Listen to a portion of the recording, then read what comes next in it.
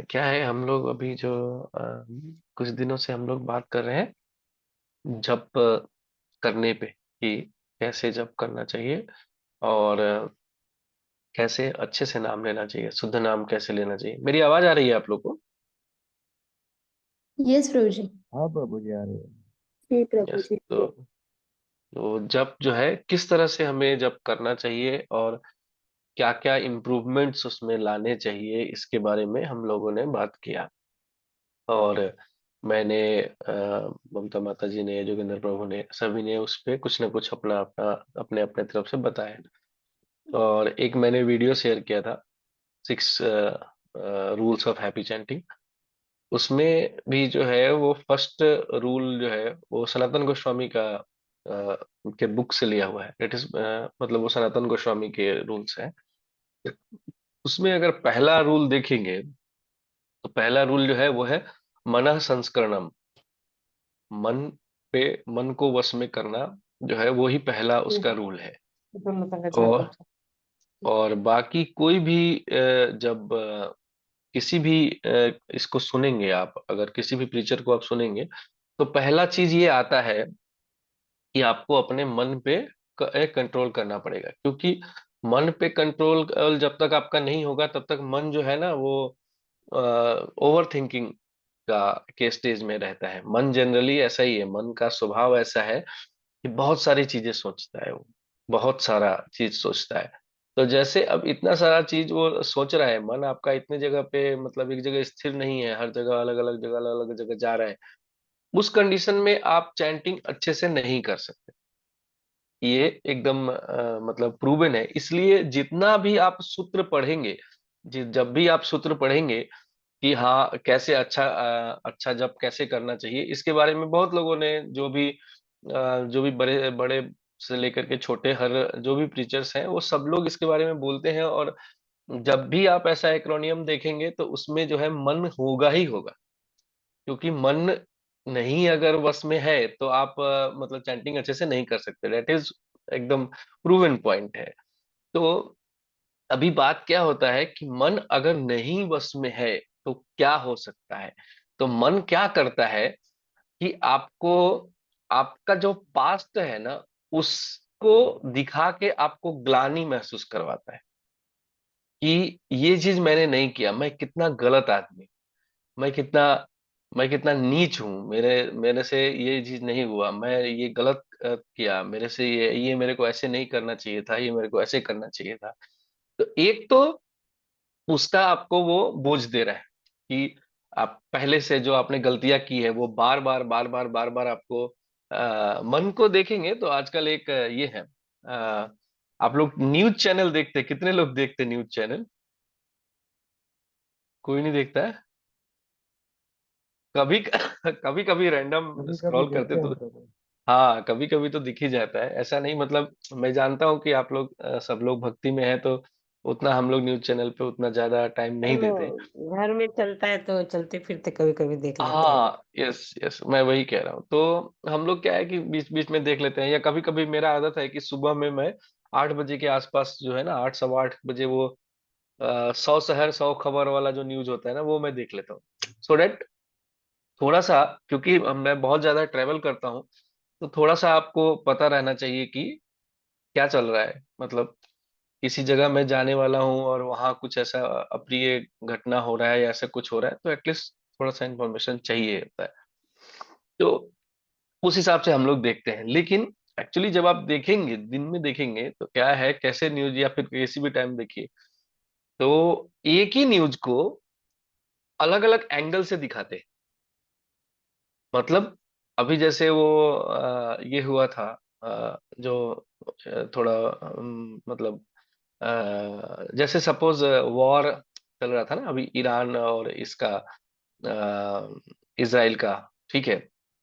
अब वो एक ही चीज को इजराइल ने किया, ईरान पे घमासान हमला, वो उसी को बोलेगा छक्के छुड़ा दिए।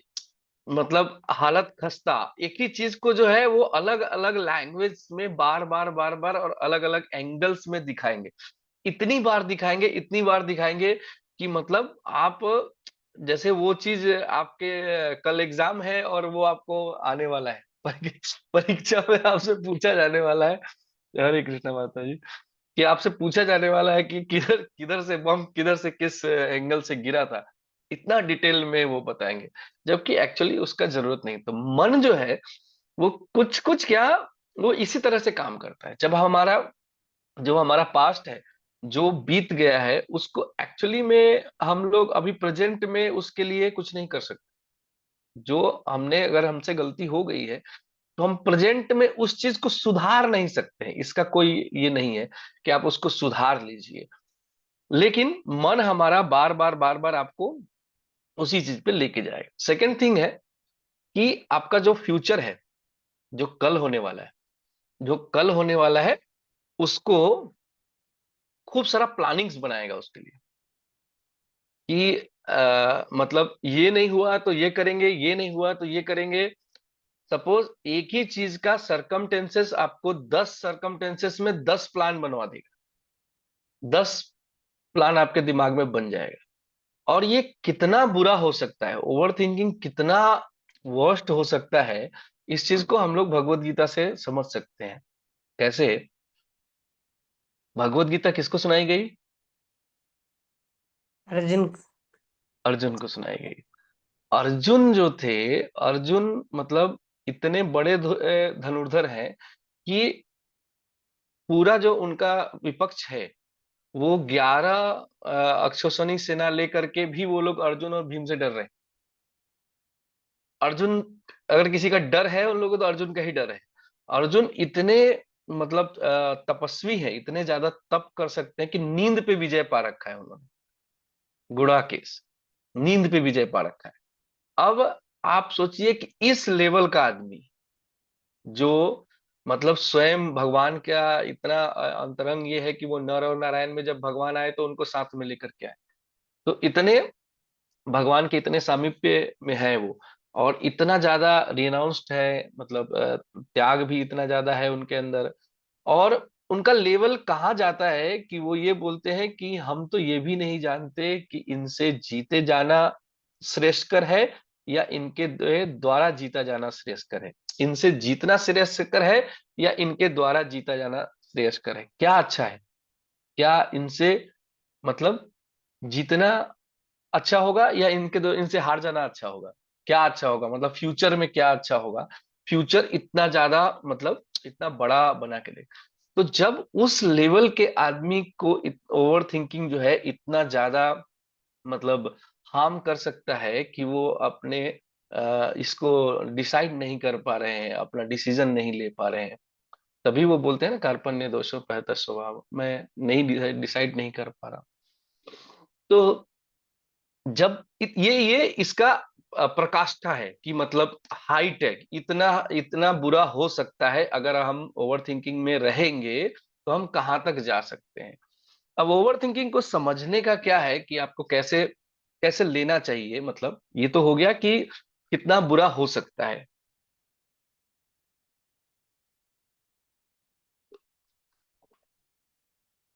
दूसरा चीज है, अब लोग क्या कहते हैं ना, जनरली हम लोग सभी लोग सोचते हैं कि मेरी समस्याएं इतनी ज्यादा है कि मतलब मैं क्या करूं। सोचना पड़ता है भाई, आपके आपके लाइफ में इतनी समस्याएं नहीं होंगी इसलिए आप नहीं सोच रहे हैं, या कुछ भी इस तरह का लोग एग्जाम्पल दे सकते हैं। कोई भी ऐसा एग्जाम्पल दे सकता है, आप लोगों में से भी कोई भी ऐसा बोल सकता है कि हाँ प्रभु जी, आपका सब अच्छे से चल रहा है इसलिए ये अच्छा अच्छा बात कर रहे हैं। बट एक्चुअली ऐसा नहीं है।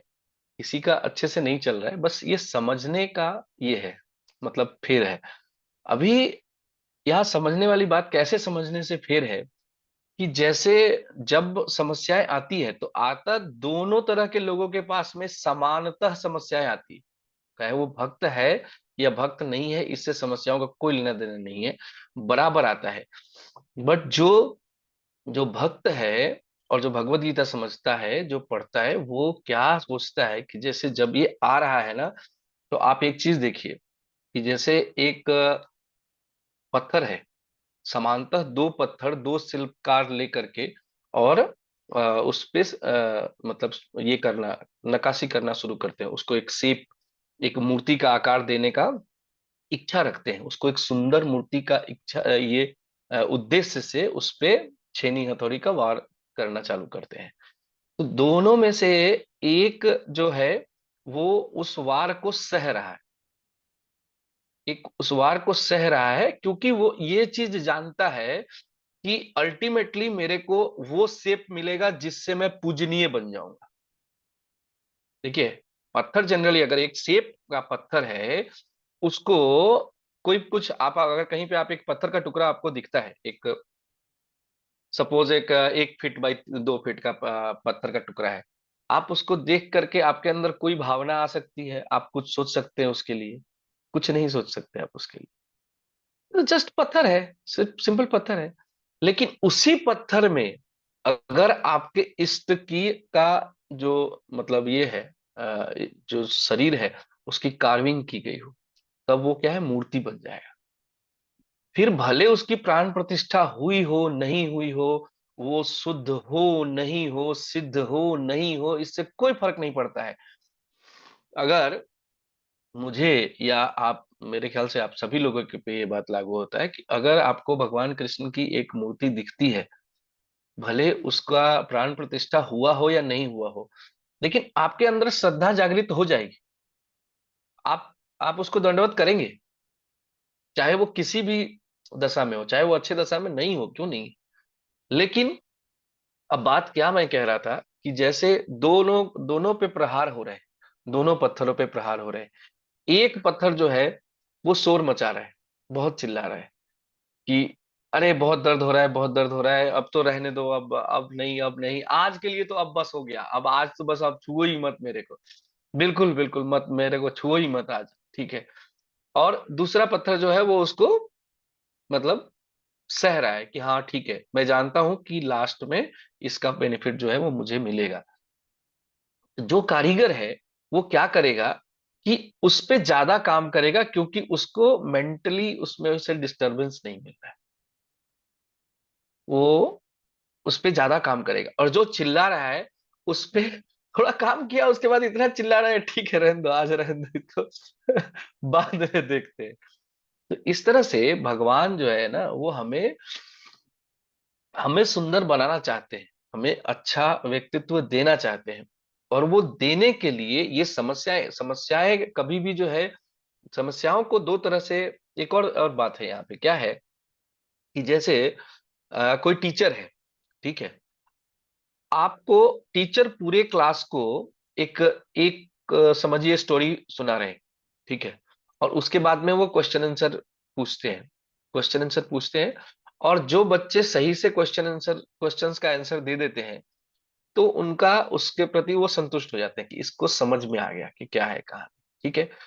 लेकिन जो बच्चा उसमें उत्तर नहीं दे पाता है, तो टीचर क्या करेंगे, उसको बोलेंगे तुम घर पे जाके भी पढ़ना, ठीक से पढ़ना, इसको समझ में नहीं आया तुमको। फिर दोबारा भी अगर आएगा तो दोबारा बोलेंगे नहीं, दोबारा पढ़ो तुम इसको, तीसरी बार भी।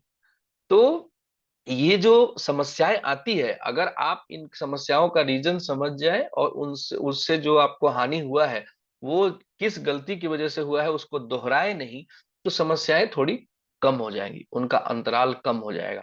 लेकिन अगर आप वही चीज बार बार रिपीट करते रहते हैं, तो ये आते रहेगा, क्योंकि आप सीख नहीं रहे, आप सीख नहीं रहे जो आपको भगवान जो आपको सिखाना चाहते हैं, अगर आप वो सीख नहीं रहे, तो ये चीज लूप में चलता रहेगा, तब तक चलता रहेगा जब तक आप सीख नहीं जाते या फिर ये लाइफ साइकिल खत्म नहीं हो जाता है।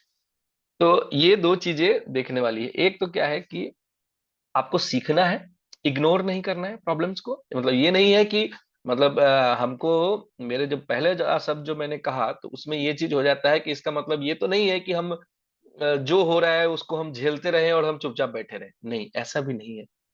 आपके पास कॉन्शसनेस है, आपको कॉन्शसली आपको ये बात देखना है कि हाँ ये क्यों हुआ है, ये जो प्रॉब्लम आया इसका रीजन क्या था, उस रीजन को आपको रेक्टिफाई करना है, ताकि दोबारा आपके लाइफ में वो प्रॉब्लम सेम तरह से नहीं आए, ठीक है।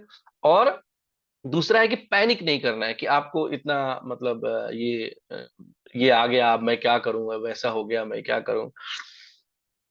इसका और एक एग्जांपल देते हैं कि अगर मतलब जैसे कोई स्टूडेंट है, वो एग्जाम दे के आता है, तो समझिए कि रोज एग्जाम है, आज एग्जाम है, कल भी एग्जाम है। ठीक है। आज जो एग्जाम दे करके आया स्टूडेंट, वो जब आज एग्जाम दे करके वापस आया तो उसका क्या हुआ कि जो कल जो एग्जाम दे करके आया वो पेपर को लेकर के और उसका ये कर रहा है, क्रॉस चेक कर रहा है कि क्या क्या मैंने लिखा है और कैसे लिखा है। जब वो क्रॉस चेक कर रहा है तो वो देखता है कि एक क्वेश्चन था जिसपे उसने बहुत लंबा समय तक काम किया था, मतलब बहुत अच्छे से उसको समझा, बहुत अच्छे से उसके नोट्स बनाए, और वो क्वेश्चन था बट वो भूल गया, वो देख ही नहीं पाया। किसी तरह से समहाउ वो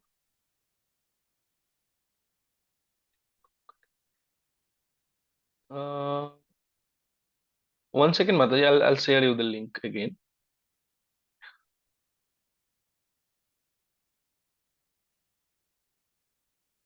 कंचन माता जी कह रही हैं कि लिंक मीटिंग ज्वाइन नहीं कर पा रहे हैं बट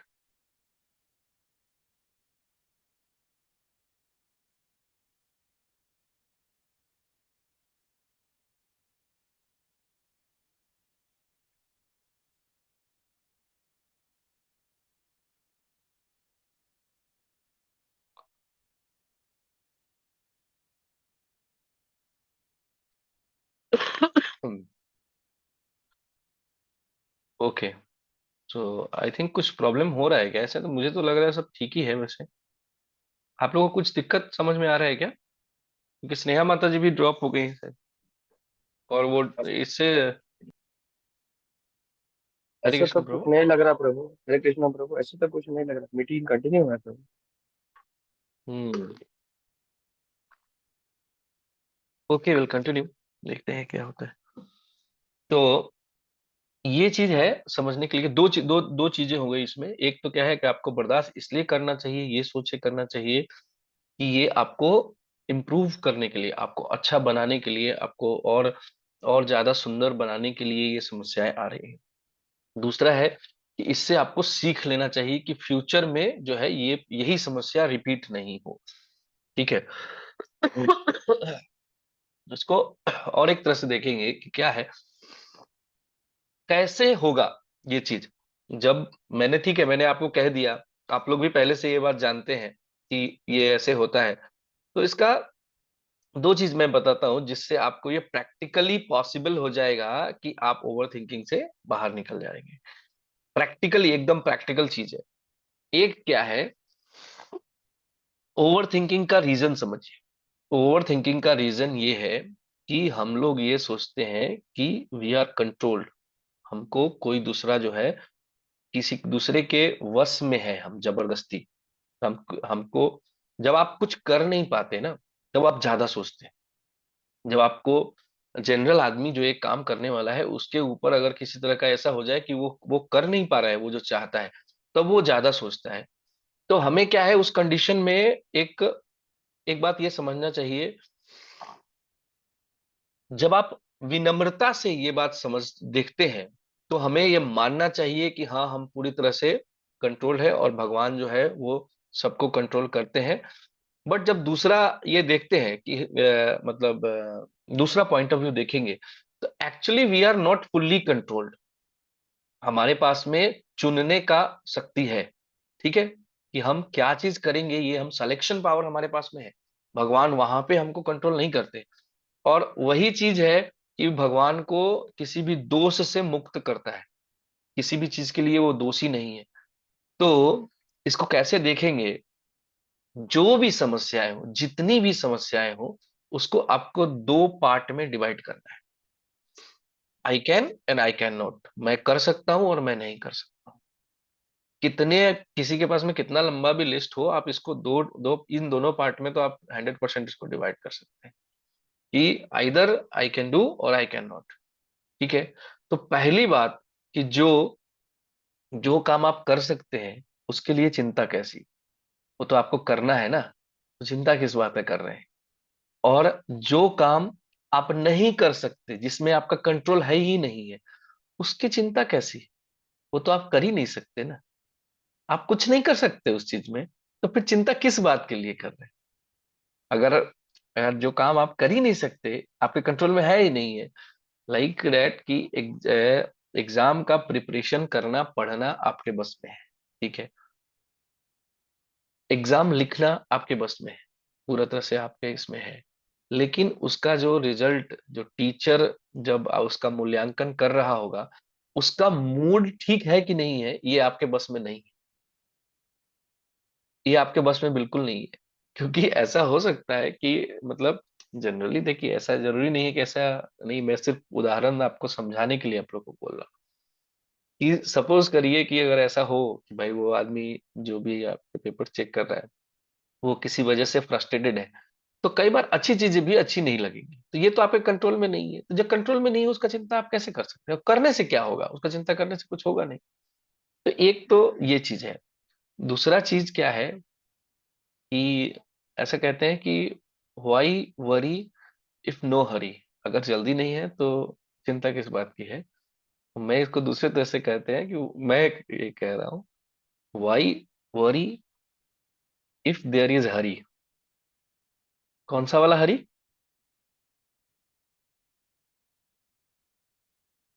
कृष्ण।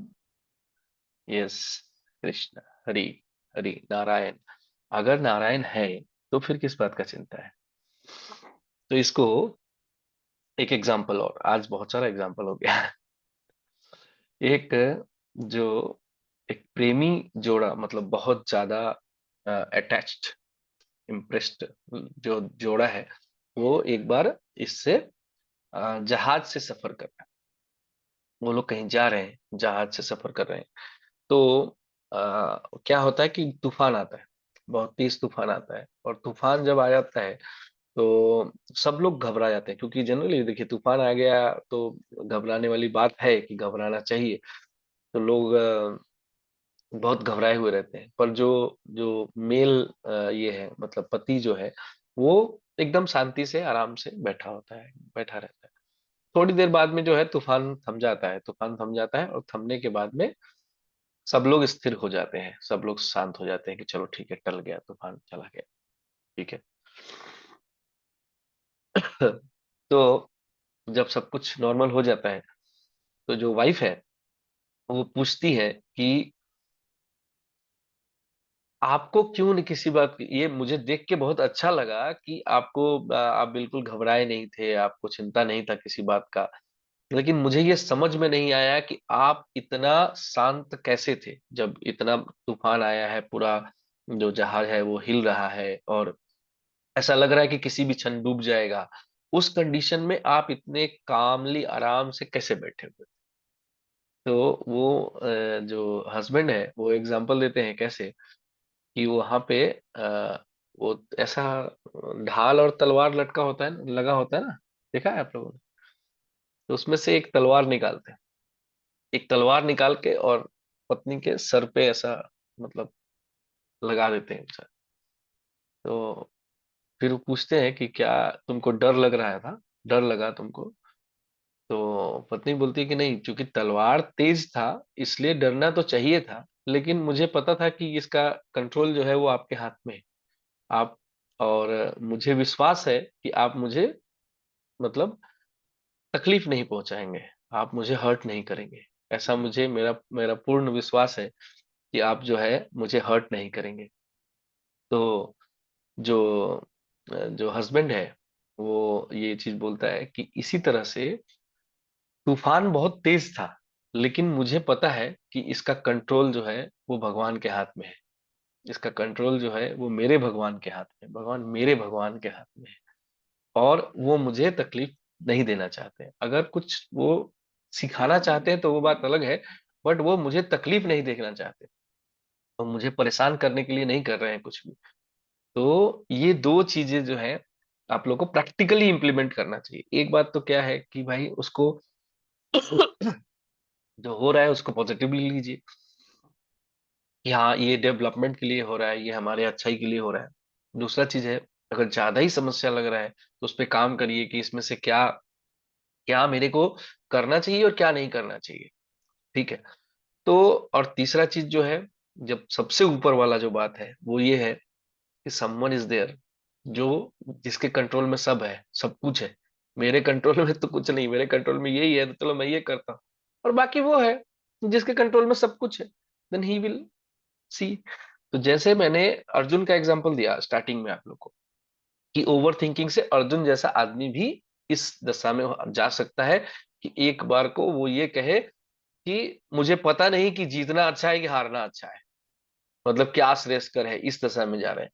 बट अर्जुन ने जो किया वो हमें देखना चाहिए कि अर्जुन ने क्या किया। तो अर्जुन ने क्या किया, जहां वो ये कहते हैं कार्पण्य 275 स्वभाव पृच्छामि त्वं धर्म सम्मूढ़ चेरा चेता, यच्छ्रे यस्मिन् निश्चितम रूहि तन्मे, निश्चितम रूहि तन्मे, वो कहिए जो मेरे लिए अच्छा है। शिष्यस्ते हम स्वाधिमाम त्वाम प्रपन्नम, मैं आपका शिष्य हूँ और शरणागत हूँ। अब इसके बाद में जो है जो भी डिसीजन है वो आपका है, आप जो कहिएगा वो मैं करूंगा, ठीक है। तो जैसे हम समस्या समझे हैं, वैसे ही इसका सलूशन भी वहीं से मिलता है कि आपको पूर्ण विश्वास होना चाहिए और हायर टेस्ट होना चाहिए। मतलब आपका लेवल जो है, जैसे जब आप शरीर के लेवल पे रहते हैं तो समस्याएं आपकी अलग है, अलग तरह की समस्याएं हैं। जब आप आत्मा के लेवल पे जाते हैं तो शरीर के लेवल वाली समस्याएं जो है वो आपको छोटी दिखने लगती है। जैसे जब आप ये चीज एक्सेप्ट कर लेते हैं, सुनना और समझना हर कोई सुनता है और समझता है।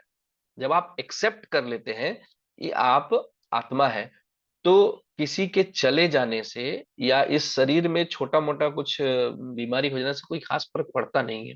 मेंटली हम उसके लिए स्ट्रेस्ड नहीं होते, हम इलाज करते हैं। हाँ ठीक है, मैं बीमार हूं, मैं डॉक्टर के पास जाऊंगा, मैं दवाई लूंगा, ठीक है, मैं ठीक हो जाऊंगा, मुझे पता है। पर मैं उसके लिए स्ट्रेस नहीं हूँ।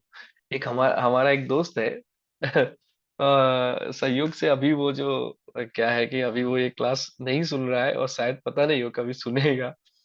But I had a friend, भाई साहब उत्तर प्रदेश से हैं। तो वो कहते थे कि भाई देख यार, होता ऐसा है, मैं कॉलेज मतलब कॉलेज के बाद जब जॉब कर रहे थे उस टाइम, तो वो जैसा बीमार होता है ना तो वो बहुत बीमार हो जाता था। जैसे अगर वो बीमार हुआ तो बहुत बीमार हो गया, ऐसा इतना ज्यादा कि घर वालों को जाके लेके आना पड़ेगा उसको, इतना ज्यादा। तो मैंने उसको बोला कि भाई क्या होता है यार तेरे को, ऐसा क्या हो जाता है? तो भाई देख ऐसा होता है कि जब मेरे को बुखार होता है और मैं सोता हूँ ना, तो मुझे ना लकड़ियां कटने की आवाज सुनाई देती है। समझ गए आप लोग? वो कितना एग्जैजरेट कर रहा है, कितना आगे तक सोच लिया कि मैं बीमार हो गया, मैं मर जाऊंगा, मैं मेरी चिता जलेगी, लकड़ियां कट रही उसके लिए। सो तो ये क्या करता था कि जो लिटरली वो ऐसा ही था, कि जितना अभी ठीक है, देखिए समय के हिसाब से अगर आप मतलब अ, ऐसा बोलते हैं कि काल जो है वो सबसे मतलब बढ़िया टीचर है, सबसे द बेस्ट टीचर इस टाइम। तो समय बहुत कुछ सिखा देता है। तो काफी कुछ उसमें इम्प्रूवमेंट हुआ है, अभी है वो, 2 बच्चों के बाप हो गए हैं वो।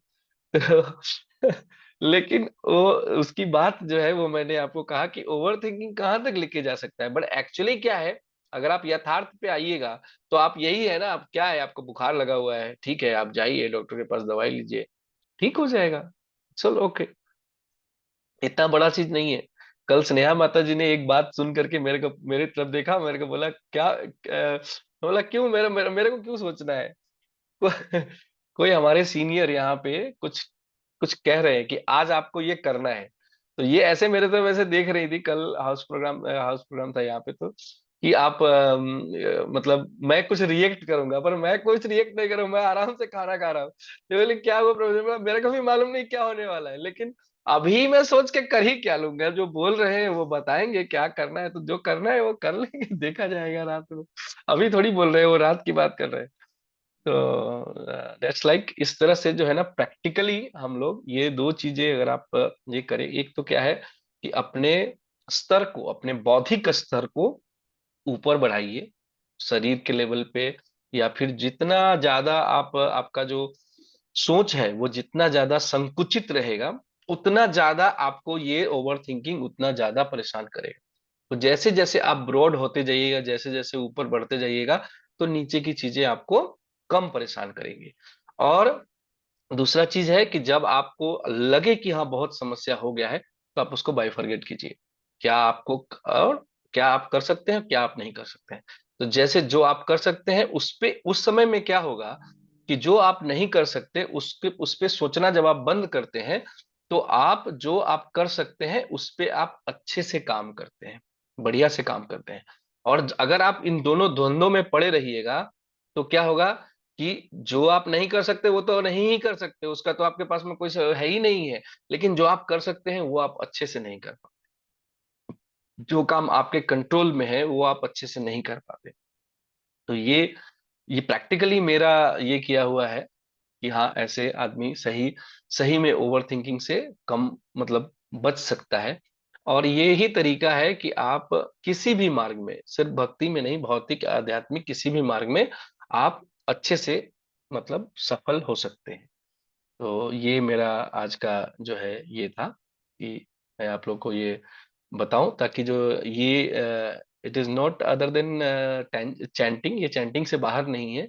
आप ये करेंगे तो it will improve your chatting. Okay. वांछा कल्पतरुभ्यश्च कृपा सिंधुभ्येव च पतितानां पावनेभ्यो वैष्णवेभ्यो नमो नमः। अगर किसी का कोई क्वेश्चन है तो बोल सकते हैं, otherwise we will stop. Hari बोल प्रभु, हरि बोल। थैंक यू प्रभु। हरे यस कृष्णा, हरि प्रभु, बोल। दिस इज मैं ये बोलना चाह रहा हूँ कि हम सब शायद कहीं ना कहीं इस तरह की जो है क्या बोलते हैं, सिचुएशंस में कहीं ना कहीं हम लोग फंस जाते हैं। लेकिन ये आपने जब कि ओवर थिंकिंग को कैसे ओवरकम किया जा सकता है, तो यस हम सबको शायद काफी लाभदायक हो जाते हैं। हरि बोल, हरे कृष्ण। थैंक यू प्रभु। Hare Hari Krishna. बोल। Thanks. Wonderful class. Okay, so no more questions, then we will end the session. Will see tomorrow. कल